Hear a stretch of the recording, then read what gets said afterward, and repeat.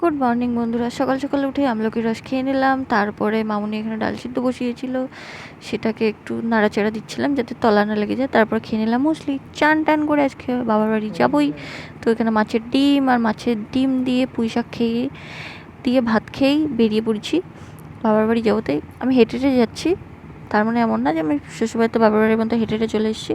বিশাল আমাকে দিয়ে গেছে, কিছুটা আমি রাস্তায় হেঁটে যাচ্ছিলাম। ওখানে দেখালাম আমাদের পাড়ার একটা মন্দির। রাস্তায় যেতে যেতে এই ফুলটা আমি অনেক দিন পর দেখলাম। আগে এগুলো নিয়ে প্রচণ্ড পরিমাণে খেলা করতাম, তো দেখে খুব ভালো লাগলো। আর এই যে আমার বাড়ির গলি ঢুকে গেছি, ইনি আবার একটু উঁকি ঝুঁকি মেরে দেখলেন যে কে ঢুকছে, নাহলে চিল্লাবে। আর বাড়ি তো এসেই গেছে, তো বাড়ি আসলে বাড়ি গেট দিয়ে ঢুকলেই বেশ ভালো লাগে যে বাড়ি আসলাম, এত বছর ধরে যেখানে থেকেছি সেই জায়গাটা। তো তারপরে মন্দিরটাকে দেখালাম।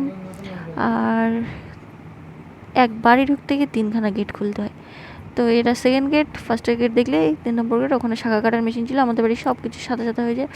আর ফুলটা এনে এখানে আমি মাকে দিলাম। মা বললো, তুই একা একা আসলি? আমি যে না, বিশাল কিছুটা দিয়ে গেছে আর কিছুটা এসছি। তারপরে বিশালের বার্থডে গিফট এখানে ছিল, যেটা ভাই দিয়েছিল। তো এটা যে কিসের অ্যানিমে বা কিছু আমি কি জানি না, এইসব কোনোদিনও আমি দেখিনি।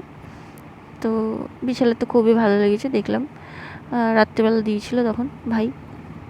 তারপর ভাই এসেছিলো এখানে কর্নেটো, আমি বহুত দিন খাই না আইসক্রিম, আজকে তাই খেয়ে নিলাম। তারপরে আমি আর আমার এক বান্ধবী চলে গেছিলাম আর এক বান্ধবীর বাড়ি। সে খুব ভালো ভালো শাড়ির কালেকশান তুলেছে, তো দেখতে সে বলল না কিনিস, অন্তত একদিন আয় দেখে যা। তো আমরাও তাই গেছিলাম, সত্যি কালেকশানগুলো খুব ভালো ছিল। আর ভেবেওছি এখান থেকে কালেকশান নিতেও হবে। তো তারপরে বাড়ি এসে খাওয়া দাওয়া করে চললাম শ্বশুর বাড়ির উদ্দেশ্যে। তো দেখছো রাস্তার কি অবস্থা, আর কেউ ছিল না রাস্তায়। এখন প্রায় 12টা বাজে। তো ব্লগটা কেমন লাগলো দেখাবে কাল।